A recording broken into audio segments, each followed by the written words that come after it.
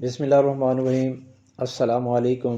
میں ہوں ڈاکٹر رفیق بھٹی ولم والی مظفر گڑھ سے۔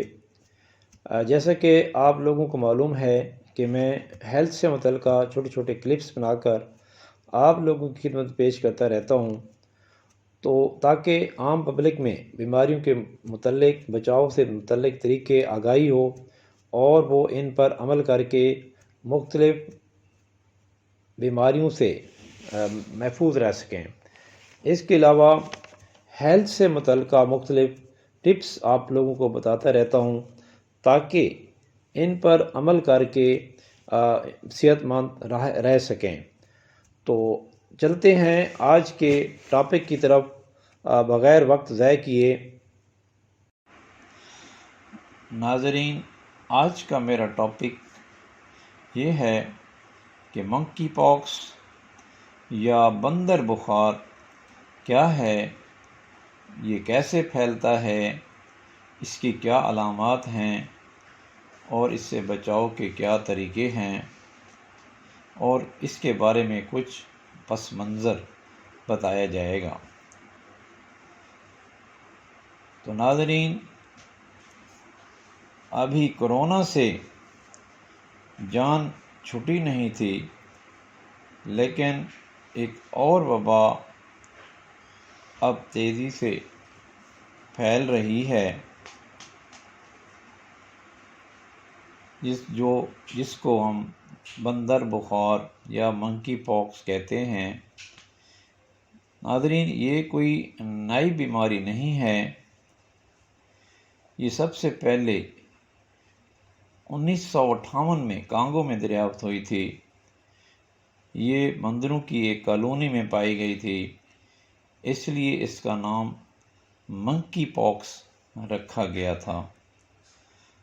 یہ منکی پاکس وائرس کی وجہ سے ہوتی ہے، جو کہ ایک سمال پاکس یا چکن پاکس کے خاندان سے تعلق رکھتا ہے۔ یہ سب سے پہلے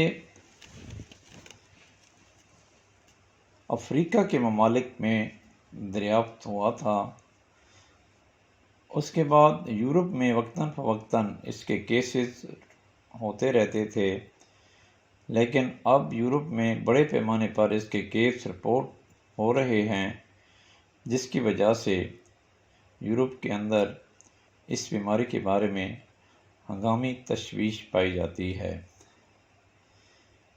یورپ میں سب سے پہلا کیس UK میں دریافت ہوا تھا، جو کہ متاثرہ شخص نائجیریا سے ٹریول کر کے UK میں آیا ہوا تھا۔ اب UK کے بعد یورپ کے کئی اور ممالک، Spain, Portugal, Australia, Germany, France اور کینیڈا میں بھی اس کے پائے جاتے ہیں کیس۔ اب ان سے یورپ سے نکل کر دنیا کے دوسرے ممالک میں بھی یہ بیماری رخ کر رہی ہے۔ جہاں تک اس کی علامات کا تعلق ہے تو اس میں نزلہ، زکام، سر درد اور خارش ہوتی ہے، کمر میں درد ہوتا ہے، بخار ہو جاتا ہے اور گلے کی گلٹیاں بڑھ جاتی ہیں، جن کو لمف ایڈینوپیتھی کہتے ہیں، اور آخر میں جسم کے اوپر دانے نکل آتے ہیں۔ سب سے پہلے یہ دانے چہرے پر آتے ہیں، پھر باقی جسم پر، ہاتھوں کے اوپر سے ہوتے ہوئے پاؤں تک پہنچ جاتے ہیں، اور ان دانوں میں پھر چھالے بن جاتے ہیں اور اس میں پیپ پڑ جاتی ہے اور پھر یہ خشک ہو جاتے ہیں۔ ایک دفعہ تو انسان کی شکل کو بگاڑ کر بدصورت بنا دیتے ہیں۔ تاہم یہ ایک سیلف لمیٹنگ ڈیزیز ہے، یعنی یہ 14 سے 21 دنوں میں تقریباً اس کے اثرات ختم ہو جاتے ہیں۔ ان کے اثرات میں کوئی زیادہ شدت نہیں ہوتی ہے، اس لیے پریشان ہونے کی ضرورت نہیں ہے۔ اکا دکا کیس بعض اوقات شدت اختیار کر لیتے ہیں، تاہم اس کی فرٹیلٹی یا ڈیتھ ریٹ بہت کم ہے۔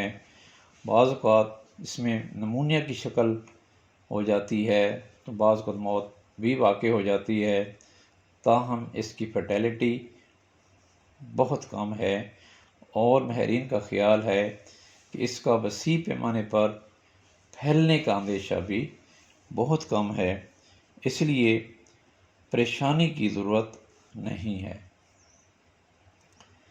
جہاں تک اس کے علاج کا تعلق ہے تو اس کا کوئی اسپیسیفک ٹریٹمنٹ تو نہیں ہے، تاہم اس کا علاج سپورٹیو ہے، سمپٹومیٹک ہے، یعنی جو علامت آئے گی اس کے مطابق دوائی دے دی جاتی ہے۔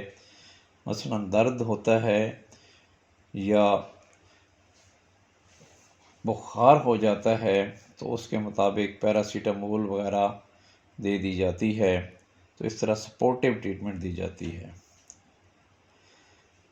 تو جہاں تک اس کے پھیلنے کا تعلق ہے تو یہ بیماری انسانوں میں بندروں، چوہوں اور گلہری کے ذریعے بھی پھیلتی ہے۔ انسانوں سے انسانوں میں اس کی ٹرانسمیشن بہت کم ہے، صرف مریض کے ساتھ قریبی تعلق کی وجہ سے یہ پھیل سکتی ہے۔ زخمی جلد سے، سانس کی نالی سے، آنکھوں کے ذریعے اور منہ کے ذریعے پھیلتی ہے، یا مریض کے بستر اور کپڑوں، متاثرہ کپڑے استعمال کرنے سے بھی پھیل سکتی ہے۔ تاہم